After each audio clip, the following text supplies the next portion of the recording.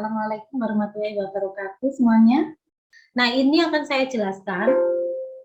Pada saat kita membuat siklus akuntansi dagang, nah biasanya sebelum kita memulai pembukuan baru di awal periode, biasanya untuk tutup buku ya, kita harus melakukan proses jurnal penutup. Nah, fungsinya apa sih Bu Lisa? Fungsinya biasanya kalau di dalam akuntansi baik jasa, dagang, dan manufaktur, itu biasanya semua perkiraan yang bersifat nominal, artinya yang terkait dengan laporan laba rugi, itu harus ditutup, tidak boleh ada saldo awal di periode yang akan datang. Kalau neraca, itu mungkin nggak masalah. Kalau neraca itu tidak perlu ditutup, karena akun neraca itu adalah akun aset yang memang selalu akan direkapitulasi. Tapi kalau akun laba rugi dan perubahan modal itu berlakunya hanya satu periode akuntansi saja. Kenapa Bu Lisa? Karena kalau kita akui di periode yang akan datang itu berarti kita masih dianggap menunggak. Contoh biaya-biaya itu memang harus ditutup. Dulu di akuntansi jasa pernah kita pelajari jurnal penutup di akuntansi jasa. Sebenarnya konsepnya sama, cuma perbedaannya di dagang ini ya, sedikit saya review kembali karena minggu depan itu sudah UTS. Di sini perbedaannya, kalau jurnal penutupnya jasa cukup pada satu metode yaitu di periodik. Tapi kalau di dagang, ini ya, di dagang itu ada beberapa pembahasan karena terkait dengan metode pencatatan yaitu periodik dan perpektual, sehingga jurnal penutupnya itu ada dua metode, yaitu jurnal penutup berbasis HPP dan jurnal penutup berbasis ikhtisar rugi laba. Nah, perlu kita ketahui kalau misalnya yang metode HPP itu khusus kalau neraca lajurnya menggunakan metode HPP. Tetapi kalau ikhtisar laba rugi, biasanya neraca lajurnya itu bisa menggunakan metode langsung atau menggunakan metode ILR.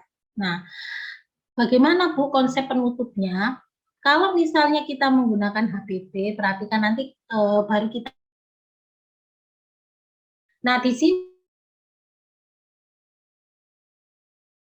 laba itu biasanya kan ada akun biaya, penjualan, terus prefer perseorangan atau CV, tapi kalau perusahaan PT ya biasanya kan modal saham.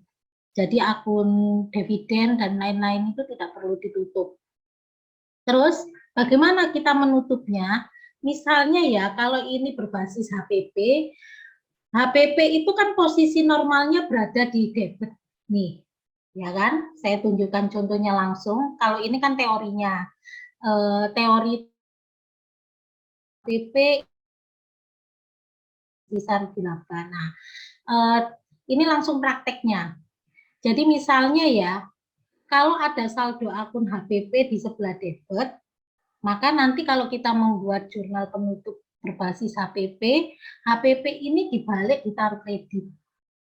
Tujuannya apa? Untuk menolkan semua akun yang terkait dengan laba rugi itu tadi. Sehingga sudah tidak ada rekapitulasi lagi di awal periode.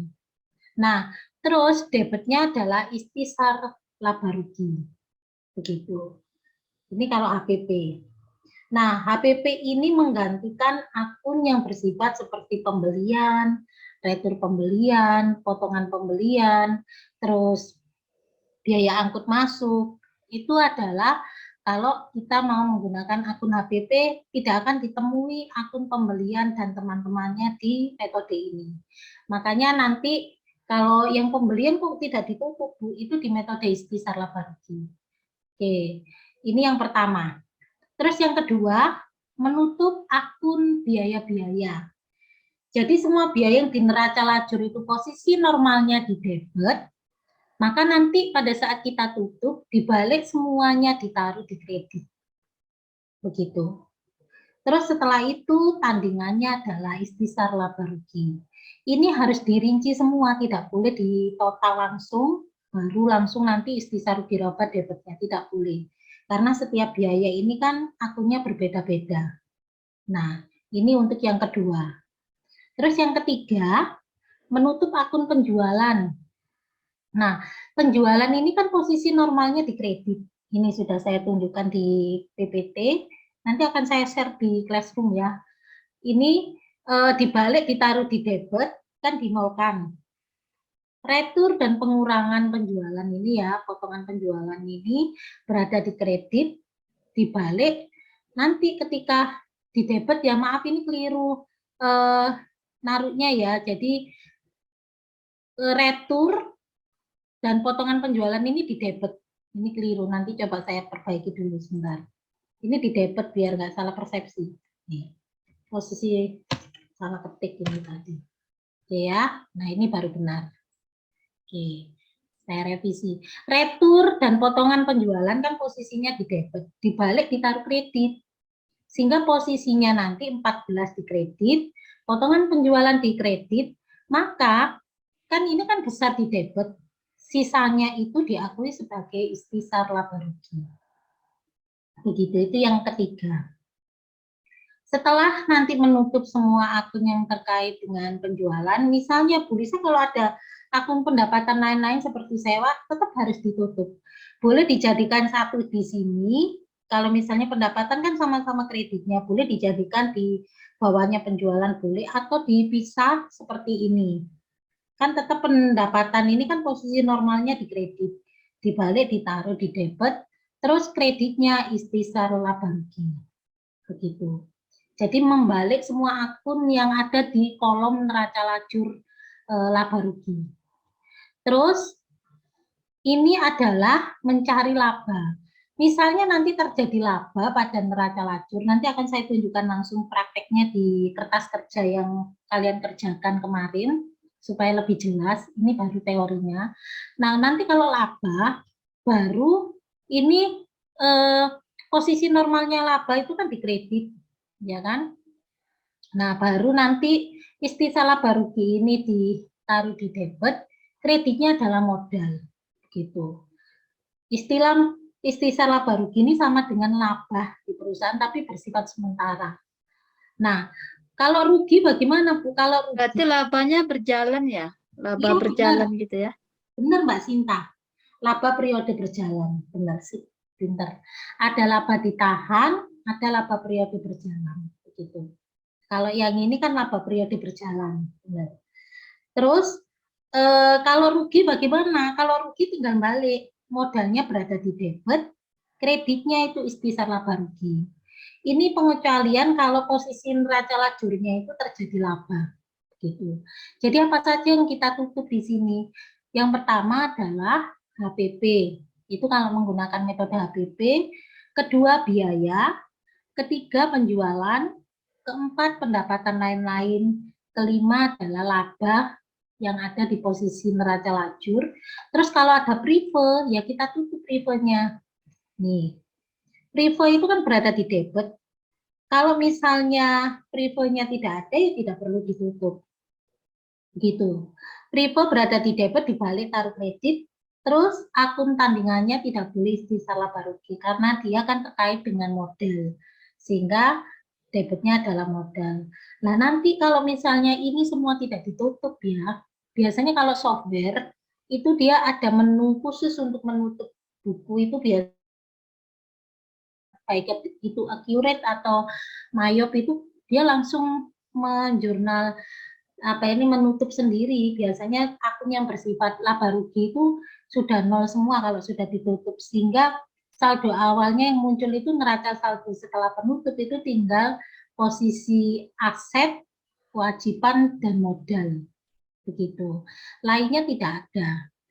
Terus untuk yang pendapatan atau penjualan sama biaya-biaya itu sudah nol karena sudah melalui proses tutup buku. Itu kalau yang realnya. Nah, kalau misalnya Bu, kadang kalau saya menjumpai ada soal itu kok saldo awalnya penjualan biaya-biaya kok ada ya. Biasanya kan ada yang begitu anak-anak tanya gitu. Itu kan cuma soal ya. Kalau di dalam teori memang kadang-kadang itu anak-anak itu kan diberikan pemahaman bagaimana kalau ada saldonya pendapatan dan biaya. Tetapi kalau sudah ditutup buku memang untuk membuat pembukuan baru itu memang tidak boleh ada akun yang bersifat nominal. Nah, ini yang terkait dengan metode HPP. Mungkin ada pertanyaan sebelum yang metode periodik ini akan saya jelaskan. Jadi kuncinya sama kok dengan jasa ya. Jadi yang ditutup itu ya kalau laba, yaitu tadi yang di sini istilah laba rugi ini. Tadi yang Mbak Sinta sempat, ini berarti laba periode berjalan, iya benar. Oke. Ini yang metode HPP. Nah, kalau metode secara periodik itu bedanya di mana? Sebenarnya sama. Coba kita bandingkan dulu ya, baru nanti kita diskusi. Nah, ini kalau yang istisar rugi laba, ini langkah-langkahnya ya, prosedurnya. Ini apa sih? Bisa kok ada tulisan pencatatan. Ini prosedur penutup secara teori, secara tulisan ya. Kalau kita baca kan kadang-kadang kita bingung. Misal contoh, kalau secara basis istisar rugi laba atau periodik, transaksi pembelian barang dagang ini berada di debit dibalik ditaruh kredit, maka tandingannya itu adalah istisar laba rugi. Itu sebenarnya persepsi daripada pengertian ini, interpretasi tulisan yang A, B, C. Nah, untuk bisa lebih jelasnya, misalnya A ini maksudnya apa sih tulisan nih? Kan kalau metode periodik ya, bedanya itu kalau misalnya tadi, ini kan jadi HPP. Kalau di akun yang metode HPP itu pembelian kan tidak ada. Kenapa? Di jurnal itu sudah diganti istilahnya menjadi persediaan. Sehingga pada saat kita melakukan jurnal penutup yang metode HPP, istilah pembelian tidak akan kita temui di dalam jurnal penutup. Nah, makanya kalau di metode yang periodik, yang perusahaannya menggunakan perusahaan dagangnya menggunakan dua metode ya istisar laba rugi sama langsung, pasti akan menjumpai istilah pembelian. Nah, ini kalau misalnya istilah pembelian ada di metode dua itu tadi, maka tinggal balik pembelian yang berada di debit dibalik taruh kredit. Terus biaya angkut ini kan juga termasuk di dalam penghitungan HPP. Bukan berarti ini masuk laba rugi, tidak. Khusus untuk biaya angkut masuk atau pembelian, ini masuk ke dalam HPP, sehingga ini posisinya di debit dibalik taruh kredit. Terus retur dan potongan itu posisi normalnya kan berada di kredit. Ini kan ya. Jadi ini sudah saya jelaskan saldo normalnya, sehingga di sini tuh tinggal balik ditaruh di debit. Nah, karena posisi kreditnya lebih besar, selisihnya inilah yang dianggap sebagai istisar laba rugi. Begitu. Ini yang pertama. Terus baru yang kedua, menutup biaya-biaya. Yang posisi normalnya itu sama seperti tadi, berada di debit dibalik taruh kredit. Ini tidak ada bedanya dengan metode HPP, cuma yang membedakan itu yang nomor satu ini. Kalau metode HPP sama istisar laba rugi. Makanya inilah saya lanjut. Terus untuk yang ini juga tetap sama kan? Istilah penjualan tetap di metode periodik tetap ada. Kecuali kalau pembelian tadi kan di metode HPP nggak ada. Nah, jurnalnya tetap sama. Penjualan yang posisi normalnya di kredit dibalik ditaruh di debit. Nah, ini juga ada yang keliru nulis ya. Nah, ini seharusnya debit. Nah, saya khawatirnya salah persepsi. Nah, ini oke. Nah, dibalik ditaruh di kredit, retur, potongan penjualan, terus selisihnya dianggap sebagai istisar laba rugi.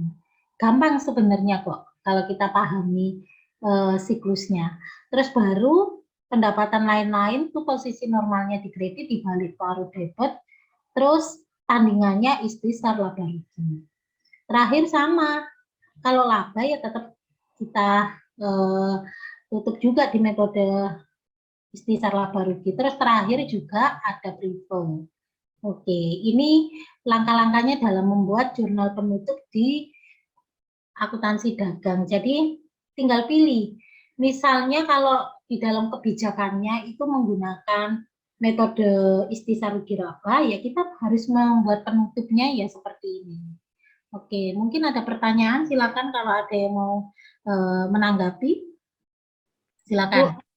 Kalau seandainya ada perusahaan, itu kan tentu ada biaya-biaya tuh. Terus biayanya tidak kita bayarkan, itu bisa jadi beban nggak, Bu?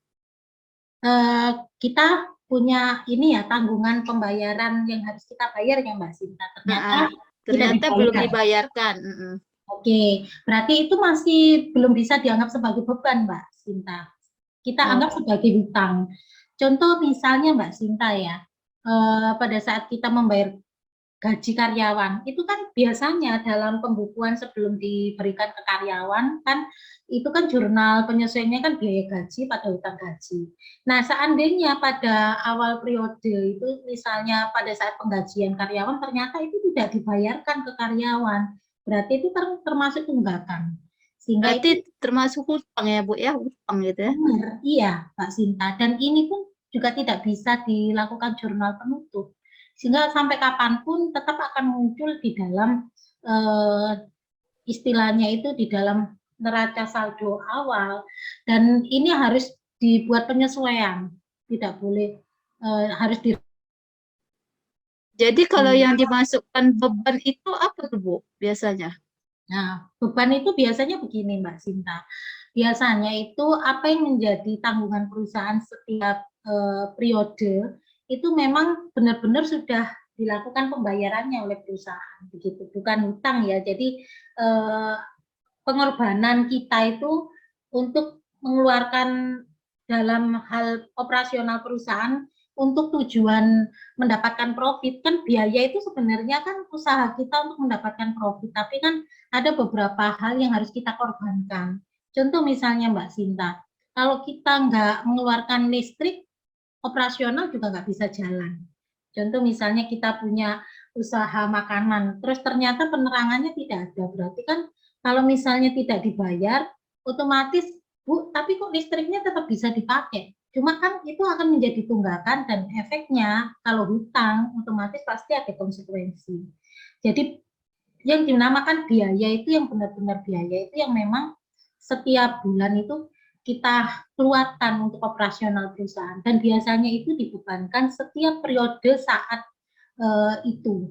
Jadi berlakunya itu 1 bulan pada saat kita melakukan operasional. Beda lagi Mbak Sinta, kalau misalnya bebannya itu ada masanya, maka itu tidak bisa diakui pembebanan. Contoh kayak apa? Dibayar sewa untuk masa. Nah, itu kan baru eh, diakui sebagai sewa dibayar di muka. Jadi dia nanti tidak masuk akun di laba rugi, tapi masuk di akun neraca. Itu Mbak Sinta. Nah, ini yang harus dipisahkan. Nanti kalau Mbak Sinta belajar akuntansi biaya ya, pengertian beban sama biaya itu dipisah lagi definisinya. Kadang kan kita kan menyamakan beban sama biaya itu sama kan bisa gitu ya. Kadang-kadang kalau yang tidak tahu itu memang biasanya orang-orang menyamakan beban sama biaya itu sama. Sebenarnya itu konsepnya kalau di dalam pembiayaan ya, beban sama biaya itu sebenarnya konsepnya itu sedikit berbeda. Sama-sama dikeluarkan untuk operasi. Beban itu biasanya berlakunya untuk 1 periode saja. Oh, kalau Tapi berarti kalau beban itu berlakunya 1 periode aja ya, Bu ya. iya benar Mbak Sinta. Tapi kalau biaya itu berlakunya untuk Seterusnya ya, Bu, setiap bulan rutin ya gitu. benar. Tujuannya kan untuk mendapatkan apa ini profit yang jangka waktu.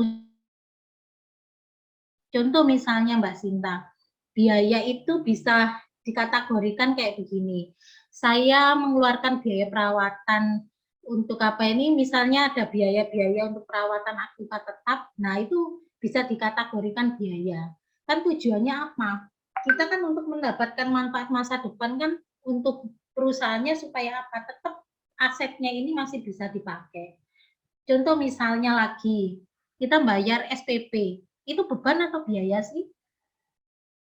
Kalau menurut mahasiswa itu beban Bu Lisa. Setiap saya tanya itu begitu. Kenapa beban? Iya kan Bu, kita mikir terus soalnya untuk mendapatkan bayar itu. Nah itu kan kadang itu. Kalau menurut Mbak Sinta atau lainnya, kita bayar SPP itu beban atau biaya? Biaya ya, Bu. Soalnya setiap setiap bulan kan. Setiap bulan, oke. Terus tujuannya untuk mendapatkan manfaat masa jangka panjang nggak? Iya Bu, kalau misalnya itu. Contohnya seperti kita kuliah lah, SPP setiap bulan. Dikeluarkan 1 bulan ya, rutin ya. Nah, Iya, ini kadang-kadang membingungkan. Nanti kalau belajar akuntansi manufaktur, pengertian beban sama biaya kan dipisah lagi, Mbak Sinta. Makanya saya batasi dasar dan dagang ini kan masih belum masuk ke sana ya. Makanya kan beban sama biaya itu kalau pengertian masih di akuntansi jasa sama dagang masih bisa disamakan. Tapi kalau di pembiayaan itu sudah berbeda. Jadi begini untuk semuanya ya, beban sama biaya. Saya contohkan kenapa saya SPP ini tuh kadang menjadi bumerang ya ketika saya tanya, ini tuh beban atau biaya? Anak-anak bilang itu beban Bu, karena kan selain kita bayarkan setiap bulan juga kita kan juga mikir itu anak-anak kan gitu kadang. Nah sebenarnya itu konsepnya begini, kalau tujuannya untuk mendapatkan masa manfaat jangka panjang, maka itu termasuk biaya Mbak Sinta. Kenapa? Saya contohkan SPP itu kan tujuannya adalah untuk mendapatkan 1 bulan. Tapi kan manfaatnya itu adalah jangka panjangnya kita itu nanti akan mendapat terus bahwa apa yang kita dapatkan itu nanti ijazah yang kita dapat dari hasil perjuangan kita itu bisa kita gunakan untuk apa ini posisi kita, terus untuk penawaran salary begitu. Itu jangka panjangnya di situ Mbak Sinta. jadi Bu, contohnya gini, kalau di perbankan gitu kan, kalau kan kita bonusnya ada bonus per tahun tuh, itu kan berarti per tahun itu kan harus dibayarkan. Kalau tidak dibayarkan berarti itu jadinya beban ya, beban perusahaan gitu Bu. Benar, iya, itu yang istilahnya itu yang dinamakan beban itu seperti itu Mbak Sinta. Tapi biaya itu otomatis kalau yang SPP tadi kan walaupun itu sudah dibayarkan dan itu menjadi operasional, segala sesuatu beban yang mempunyai masa manfaat untuk jangka panjang itu menjadi istilah biaya. Jadi biaya ya Bu. Benar Mbak Sinta. Oke, makasih Bu, udah ngerti. Kadang-kadang ketika ditanya apa ya perbedaan, itu kadang bias antara pengertiannya hampir sama. Sama-sama dikeluarkan untuk operasional perusahaan, tapi itu maknanya yang memang harus kita pisahkan. Kalau beban itu kan periodenya hanya untuk jangka pendek, seperti anggaran itu loh Mbak Sinta, untuk semuanya. Kalau anggaran itu kan hanya dipakai untuk keputusan jangka pendek, tidak bisa dipakai untuk keputusan jangka panjang. Beda lagi kalau kita sudah membuat suatu rule di dalam suatu perusahaan SOP itu untuk jangka panjang. Contoh lagi biaya apa? Biaya promosi. Biaya promosi itu kenapa kok nggak dianggap sebagai beban, Bu? Karena biaya promosi itu kan mengandung kita keluarkan promosi iklan, tujuannya adalah perusahaan supaya dia mendapatkan profit yang banyak begitu. Biaya marketing itu juga termasuk bukan hanya beban tapi bisa dianggap sebagai biaya. Begitu. Yang beban murni itu contohnya apa? PDAM. Itu kan nggak bisa dibuat biaya. Memang itu kan tanggungan perusahaan yang memang menjadi beban yang tidak bisa dihindari. Gitu. Jadi segala sesuatu yang tidak bisa dihindari itu dikategorikan sebagai beban, Mbak Sinta. Di akuntansi biaya itu ada. Kadang-kadang itu yang memang membuat bingung anak-anak. Ini ranahnya di manufaktur. Makanya di manufaktur itu istilah beban itu jarang kita temui. Selalu dianggap sebagai biaya. Tapi kalau jasa sama dagang, karena kebanyakan kan transaksinya kan nggak terlalu masuk ke dalam ini ya Mbak, keputusan yang taktis, jadi semuanya bisa dianggap beban begitu. Makanya kadang-kadang ini sebenarnya biaya apa beban ya Bu? Gitu. Jadi saya sarankan kalau jasa sama dagang nggak apa-apa kita menggunakan istilah beban. Tapi kalau Soalnya itu sering keliru Bu, beban sama biaya. benar Mbak Sinta. Makanya kalau ini kan kalau misalnya kita di akuntansi jasa sama di akuntansi dagang nggak apa-apa kita menyebut beban. nggak masalah. Jadi Nanti seperti inilah Bu, hutang sama piutang ya Bu, sama itu iya, kalau iya. benar. Iya, itu Kadang kalau sering-sering kita hampir sama. belajar akuntansi itu istilah-istilah yang kadang menjebak itu satu, piutang hutang. Kalau kita nggak dipisahkan, ya kan? Awal-awal kita belajar kan, ya piutang hutang itu ya. Nah, setelah tahu wala ini. Terus yang kedua, perlengkapan sama peralatan. Itu juga kadang menjebak juga. Kadang anak-anak itu kalau sudah diganti istilah asing, equipment sama supplies. Waduh, apa ya? Nah, kalau di anak akuntansi murni untuk semuanya, itu nggak ada istilah bahasa Indonesia begini. Harus pure English for accounting.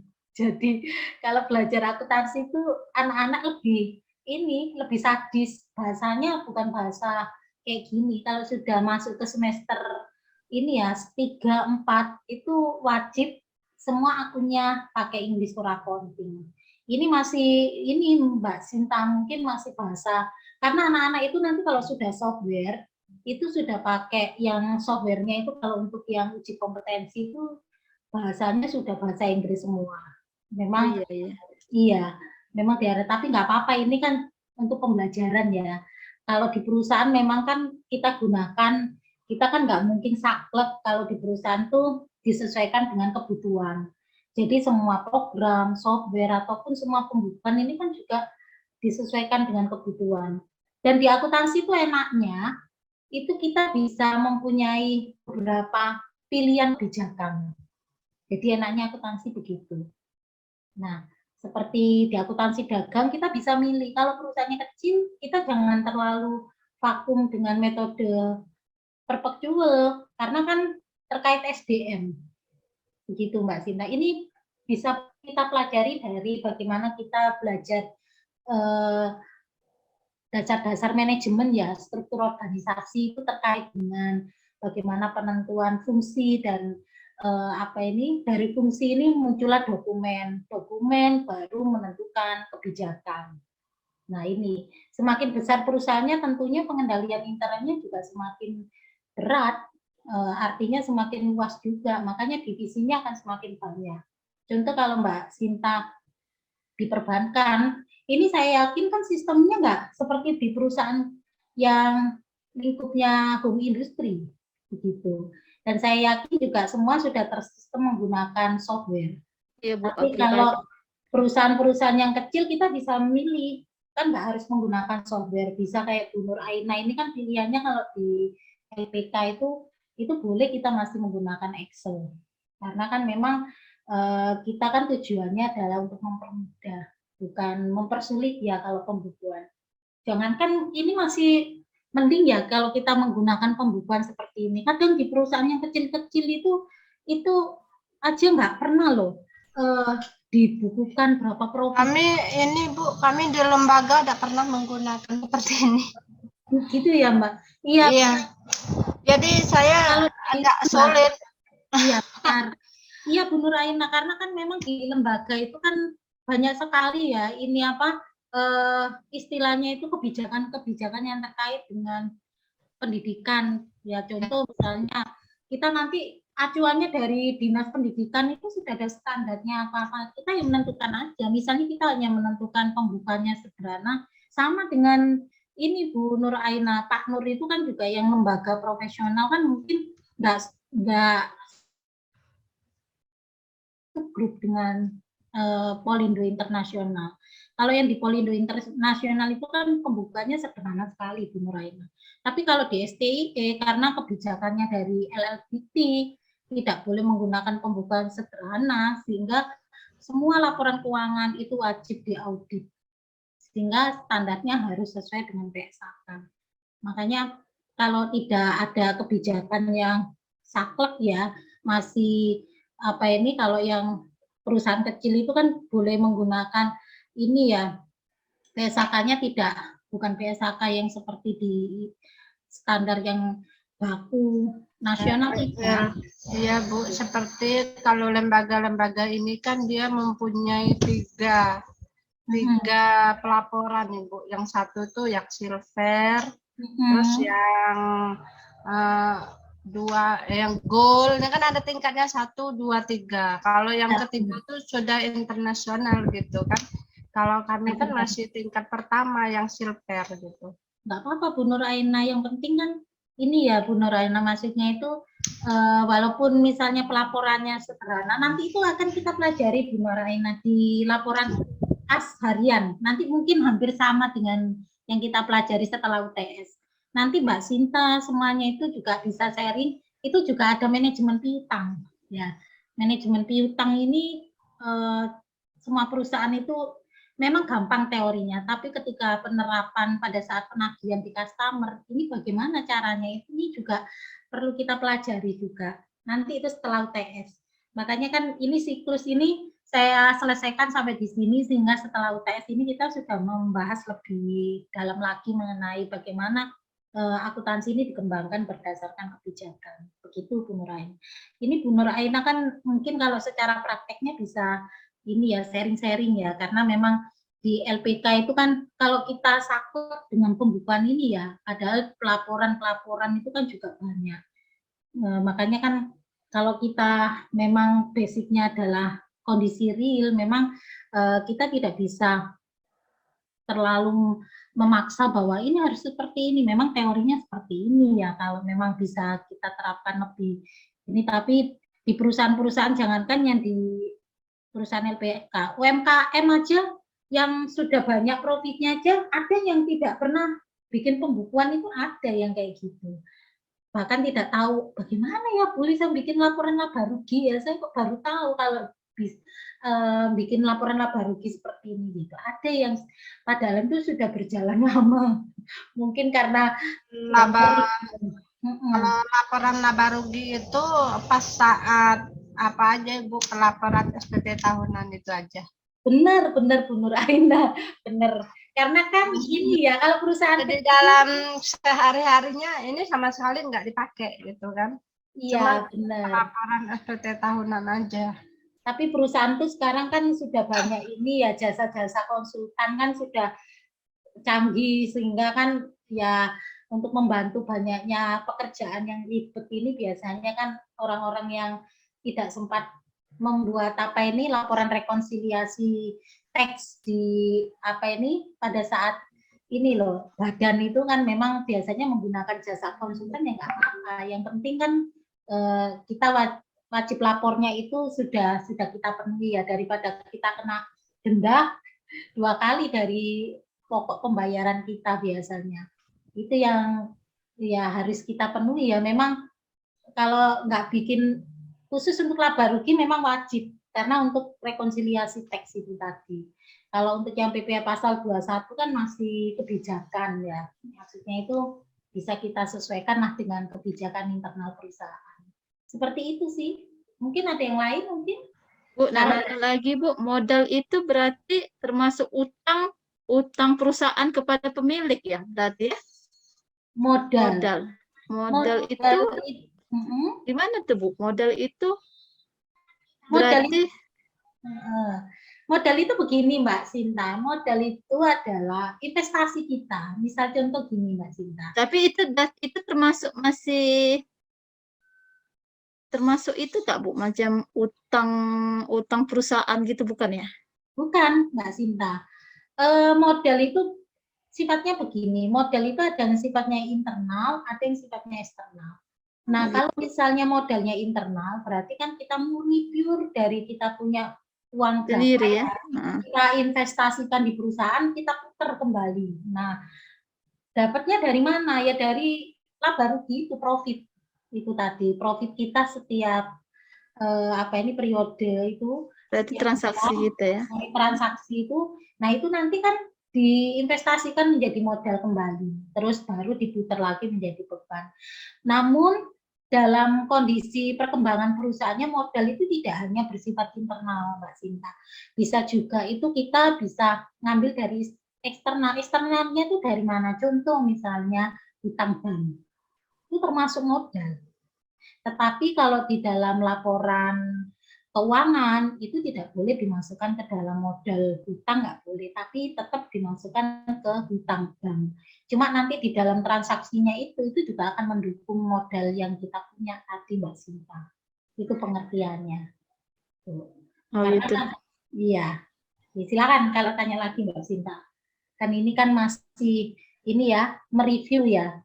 Silakan kalau ada yang mau ditanyakan terkait dengan mungkin pemahaman. Nanti kita akan banyak berdiskusi mengenai beberapa item. Mungkin kita kan belum pernah belajar petty cash menggunakan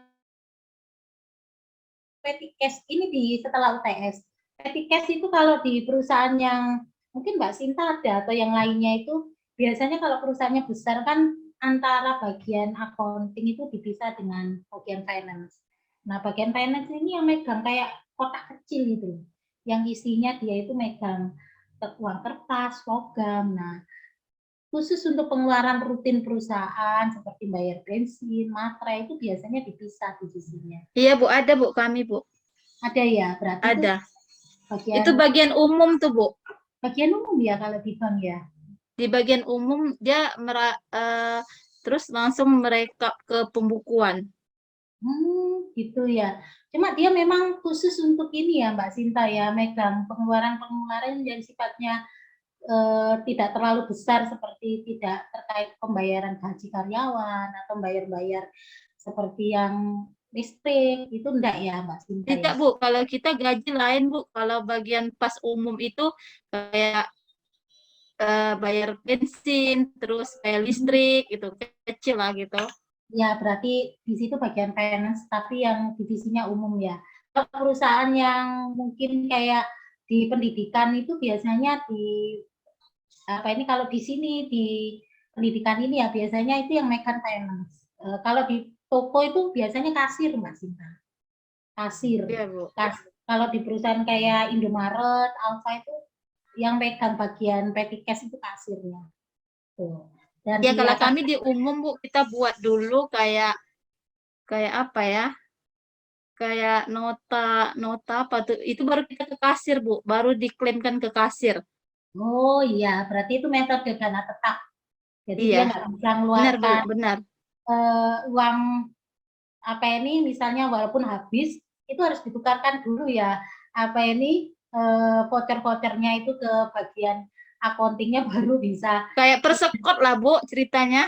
Iya benar. Itu nanti kita pelajari semuanya di kan kita belum pernah ya belajar itu nanti Belum Bu, belum. ya itu yang akan kita pelajari karena ini kan siklusnya sudah sampai jurnal mungkin di Bu Nur Aina mungkin nanti bisa menjadi wawasan ya oh ternyata itu bisa kita terapkan biasanya kalau saking banyaknya urusan di apa ini perusahaan kita itu memang perlunya kita pisah antara divisi yang memegang rutinitas yang sifatnya kecil-kecil itu kan kadang ganggu pekerjaannya orang accounting. Bu, beli bensin, Bu, fotokopi. Nah, itu. Kadang kalau di kami itu karena kita kan grupnya banyak di STE ini ya. Sehingga memang divisinya itu dipisah-pisah. Bahkan kafling kita itu di sini itu kalau mungkin berkunjung di kantor kita STE itu kaflingnya dipisah-pisah antara STIE, terus Polindo, ada yang nangani pelatihan khusus untuk ini kebetulan pelatihan kita itu yang di profesional itu Bu Nur Aina kita lagi dapat jobnya desain grafis sama jaringan. Ini lagi berjalan di pelatihan bukan STE ya, ini jobnya Pak Nur sendiri. Yang lain mungkin Bu Nur Aina ini kan masih kenal baik dengan Pak Nur. Kemarin Pak Nur sempat cerita kok juga. Sempat ketemu Bu Nur Aina ini pas waktu pelatihan di mana gitu loh, pas Pak Nur Di Bogor Bu, pas pelatihan. iya, nawarin STE. Itu ketemu Pak Bu Lisa waktu itu ketemu teman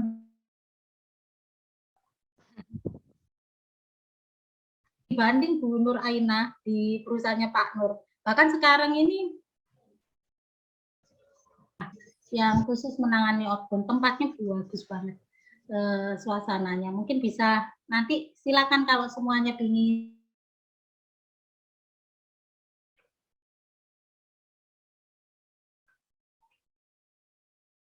training ya semuanya ini ya. belum sama sekali ya yang semester ini. Kalau yang program D3 ini memang sudah pernah nginep di sana semua di wahana apa ini sudah berjalan apa ini yang paling lama itu memang kita Polindo Internasional, terus baru STIE ini STIE memang baru buka 2 prodi, tapi banyak sekali mungkin. Nah itu Bu Nuraina mungkin bisa sharing-sharing nanti kalau ingin tahu konsep bisnisnya Pak Nur, ini banyak banget. Kebetulan saya ini yang dipercaya di ini apa nangani perguruan tingginya, tapi di prodi D3, khusus D3, ada S1 sendiri. Kalau nah sharing-sharing sama Pak Sis ya. Oke, itu mungkin ada yang mau ditanyakan lagi. Nah, ini sedikit saya kasih gambaran yang untuk prakteknya. Nggak kerasa ya sudah jam 7 ya. Nah, baik ya ini.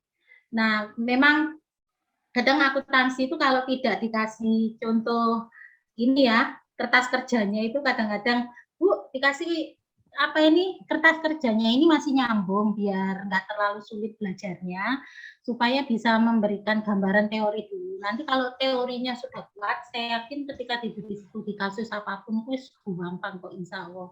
Kalau teorinya belum kuat ya mengenai akuntansi, saya yakin juga bingung.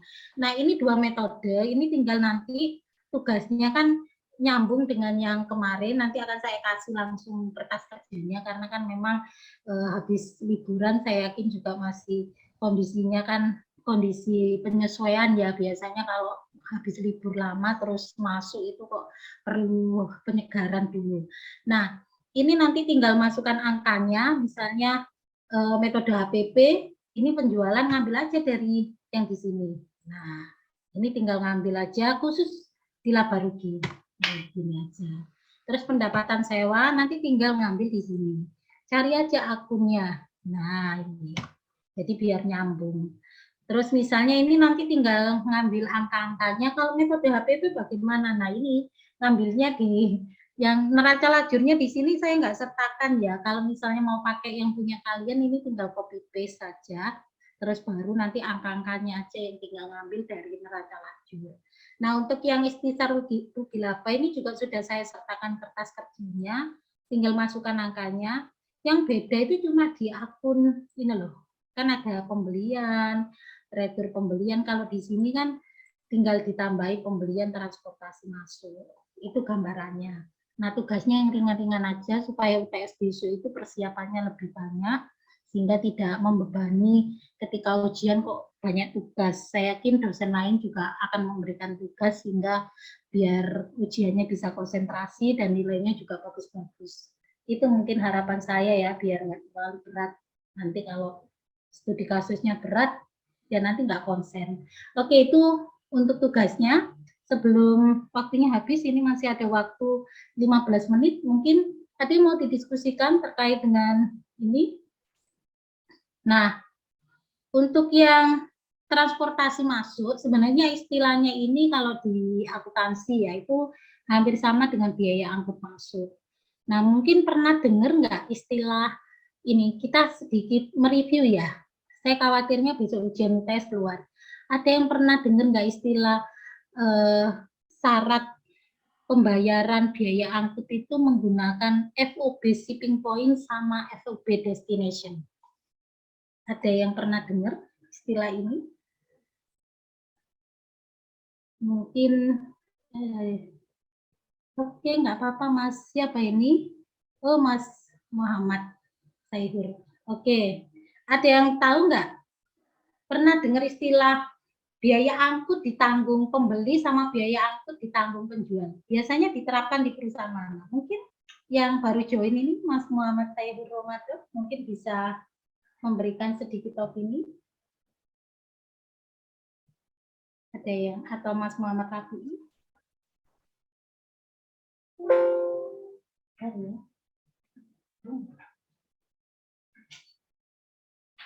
Ada yang pernah tahu?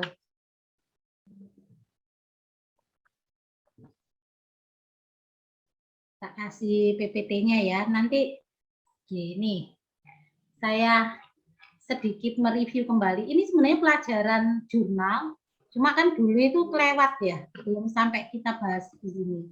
Nah, kalau jurnal dulu itu kan ada 2 metode, periodik sama perpetual. Nah, sedikit saya ulas. Nah, ini juga kalau yang pernah belajar ekspor impor pasti pernah mendengar istilah ini.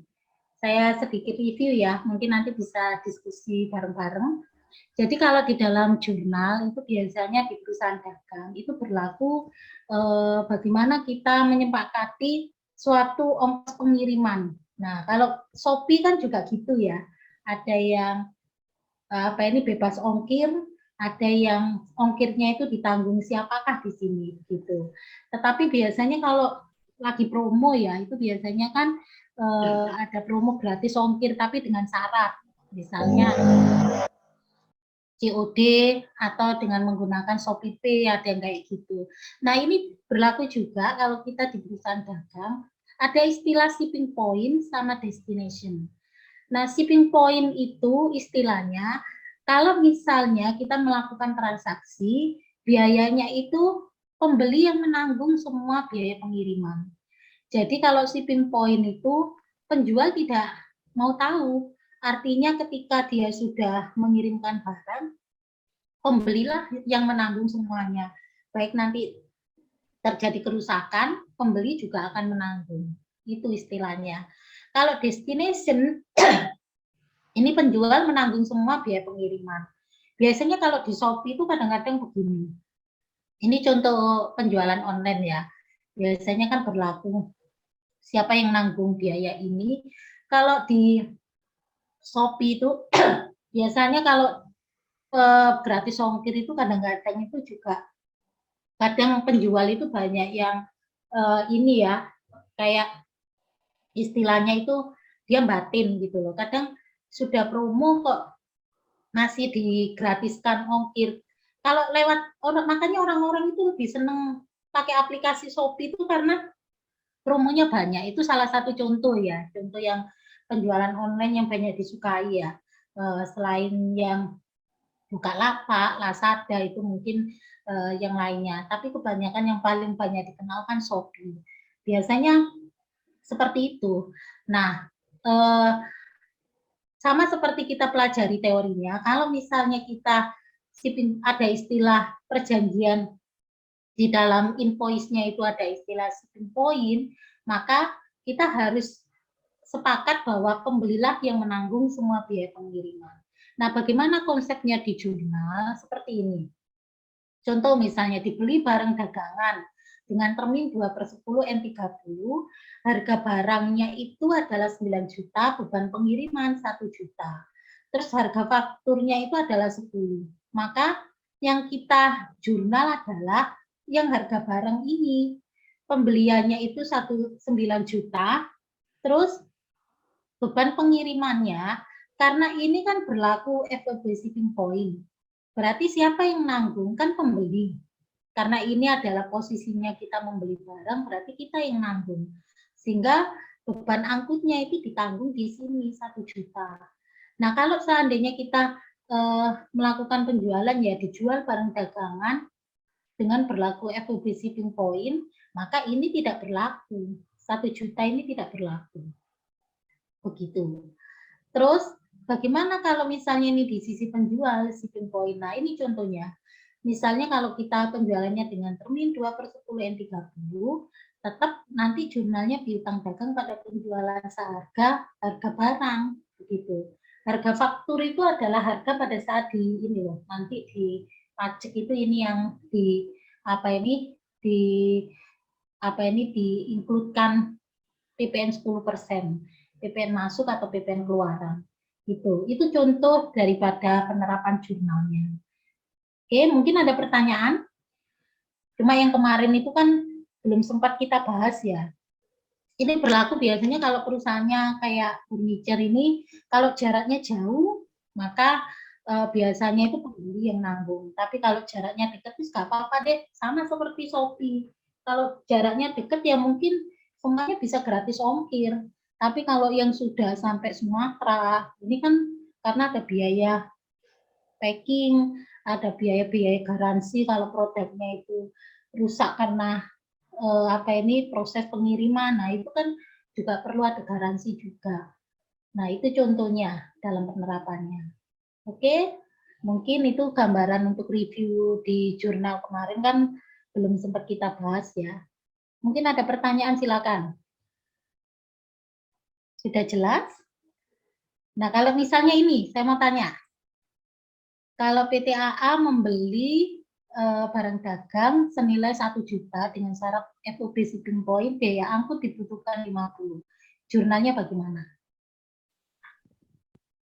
Kalau ada proses pembelian, tapi dia metodenya shipping point. Shipping point itu pembeli yang nanggung. Yang Berarti 50 pembeli 1 juta masuk ke debit ya, Bu? Ya, boleh. Terus beban pembelian itu masuknya ke debit juga ya? Di debit, berarti jurnalnya bagaimana? Mungkin bisa ini diberikan bentar. Nah, jurnalnya bagaimana coba? Apakah seperti ini? Sebentar ya. Ini kan belum ada jurnalnya. Silakan kalau saya tidak. Pembelian 1 juta masuk ke debit. Oke, gini kan ya. Terus ini metode periodik ya. Biaya angkutnya ditaruh mana Mbak Sinta? Atau Bu Nuraina, Rizwana, atau Mbak Nur lah? Atau Mbak Bunga? kredit ya. Biaya Tapi angkutnya yang enggak masuk hitungan enggak, Bu, yang 50.000 itu? kita lihat syaratnya. Syaratnya ini kan pakai FOB shipping point. Nah, ini. Kalau Berarti itu pembeli ongkosnya pembeli yang nanggung ya, Bu ya? iya benar. Berarti bagaimana? Berarti biaya angkut itu masuknya Debit. ke debit ya, Bu, 50.000. Biaya angkut ya. Mm-mm. Biaya angkut masuk Ke debit. dapat 50. Berarti kreditnya apa Mbak Sinta? 1 juta. Oke, berarti hutang atau kas? Berarti pembelian. Berarti Kalau kas ini lah, Bu. Kas. faktur, kalau dia faktur dia menggunakan hutang gitu. Jadi misalnya ini menggunakan termin 2/10 N30 berarti kreditnya adalah hutangnya berapa? 1 juta. Hutang 1 juta? 1.050.000. Iya benar Mbak Sinta. Nah, jadi gini ya untuk semuanya ya kita bahas. Kalau misalnya ada transaksi membeli barang terus ada ketentuan FOB shipping point, berarti ini kan pembeli yang nanggung. Sehingga biaya angkutnya masuk sini. Berarti hutang dagang yang akan menjadi tanggungan itu adalah 1 juta 50.000. Benar, begitu. Karena apa? Ada tambahan ongkos angkut tadi. Tetap kategorinya kalau dia pembayarannya dengan termin. Nah, beda lagi kalau misalnya ini ya. Nah, ini itu kan menjual, tapi dengan syaratnya FOB destination. Kalau FOB destination, siapa yang nanggung? Penjual kan? Ya. Penjual, Bu. Nanti bagaimana transaksinya? Misal ini kan secara kredit piutang dagang sebesar 2 juta ya. Nah, Iya 2 juta. terus kreditnya bagaimana? Kreditnya. Apakah tetap penjualan atau biaya angkut? Saya beri contoh ya. Biaya angkut, Bu. Biaya angkut ditaruh di kredit. Nah, ini kan jadi pertanyaan kan, misalnya ini gini ya. Biaya angkut Bu Lisa, kredit gini ya, 50. Biaya angkutnya itu debit apa kredit? Saya mau tanya. Ayo. Debit. Debit. Oke. Ke debit, Bu. debit ya. Oke. Biaya angkut sebesar 50. Oke. Terus berarti kreditnya adalah penjualan begini. Penjualan 1 juta, penjualan piutang dagang. Berarti Gimana? jajak bisa. Piutang dagang 2 juta. Terus biaya Benarkah seperti ini? 2.050.000, iya. Ya benar ya. Oke, baik ya. Saya berikan perbedaannya. Kalau di sini, kenapa ini biaya angkut bisa masuk di debit? Karena ini nanti bisa dikategorikan di HPP. Nah, beda dengan yang ini ya. Kalau misalnya ada FOB destination, biasanya kalau di dalam jurnal ya, saran saya ini untuk yang 50.000 ini dipisah di sini. Jadi gini. Karena dia kan nanti posisinya itu adalah dia itu berlaku di laporan laba rugi, sehingga nanti ini harus dipisah di sendiri gini, biaya transportasi 50.000 gini, kreditnya adalah kas gitu. Bedanya kalau di penjualan itu seperti itu, karena kan penjual yang langsung nanggung gitu. Tapi Berarti kita dipisah ya, Bu? iya dipisah. Jadi kalau khusus untuk penjualan, misalnya ada apa ini syarat itu harus dipisah, nggak boleh dijadikan satu di sini. Karena dia, kenapa Bu Lisa kok tidak boleh dijadikan satu? Karena kalau yang ini kan dia karena dia berpengaruh di HPP, sehingga dia nggak masalah ditaruh di debit. Karena kan berarti kalau membeli digabung, kalau menjual dipisah gitu ya, Bu? Benar, Bu Nur Aina. Itu yang harus kita pahami konsepnya. Karena ini kan berpengaruh di laporan laba rugi, sehingga dia tidak bisa digabung. Kalau kita gabung di sini, maka ini nanti biaya transportasinya itu asumsinya dia mengurangi piutang. Itu yang tidak boleh. Khusus untuk penjualan itu memang harus dipisah. Biaya transportasi tidak boleh diakui sebagai biaya angkut juga. Kalau biaya angkut nanti jatuhnya itu di HPP, jadi harus diganti biaya transportasi atau biaya angkut kendaraan boleh. Pokoknya jangan biaya angkut masuk. Kadang-kadang itu menjebak. Kalau di uji kompetensi ini, kadang-kadang anak-anak ini terjebak di sini. Iya, Bu. Yang 1.300.000 ini biaya apa, Bu? Ini ya, yang satu oke. Ini HPP-nya. Nah, kalau di dalam perusahaan Harga penjualan pokok. ya harga pokok pada saat kita mendapatkan barang Harga pokok penjualan. benar. Kalau kita beli barang kan biasanya harga pokok aslinya kan kita belinya 1.300.000, kita jual 2 juta. 2 juta itu markup. Berarti dia mendapat laba 700 gitu ya, Bu? Berarti dia mendapat margin itu sekitar 700 ya, Bu? Iya, benar Mbak Sinta. Labanya berarti. Memang di dalam konsep dagang itu memang kalau kita mendapatkan harga segini nggak boleh kita jual dengan harga asli. Ini biasanya itu harga ini tuh rahasia perusahaan. Berarti harga pokok itu kita tidak masukkan di situ ya.